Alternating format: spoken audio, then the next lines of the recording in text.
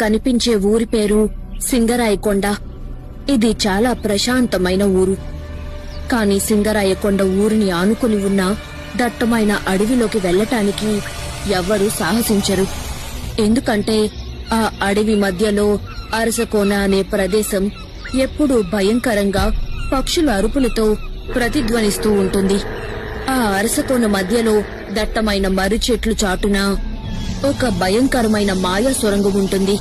ఆ సొరంగంలోకి పొరపాటున ఎవరైనా అడుగుపెట్టి 100 అడుగులు వేస్తే వాళ్ళు శిలగా మారిపోతారు. ఎందుకంటే ఆ సొరంగంలో ఎప్పట్నుంచో ఒక మంత్రగత్తె నివసిస్తూ ఉంది. దాని పేరు ఓయాసి. పగటిపూట నల్ల పిల్లిలాగా, రాత్రి భయంకరమైన గుడ్లగూబలాగా మారు రూపంలో తిరుగుతూ తనకి కావలసిన ఎర కోసం వెతుకుతూ ఉంటుంది. ఓయాసి ఒంటరిగా ఉన్న కన్నెపిల్లల్ని ఎంచుకుని నల్లపిల్లిలాగా వెళ్లి తన కాలి గోరుతో ఆ ఆడపిల్లని రక్కుతుంది. అబ్బా, మాయిదార్ పిల్లి కాలిపైన రక్తం వచ్చినట్టు రక్కింది.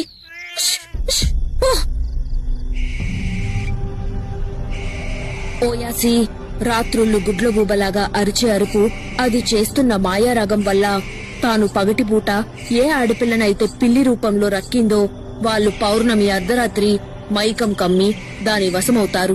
వాళ్లకి తెలియకుండానే నడుచుకుంటూ అడవి దాటి సొరంగంలోకి వెళ్లిపోతారు. మాయ చేసి వాళ్ళంతట వాళ్లే రాత్రిపూట ఒంటరిగా ఇల్లు వదిలి పొలిమేర దాటి వచ్చేలాగా చేస్తుంది.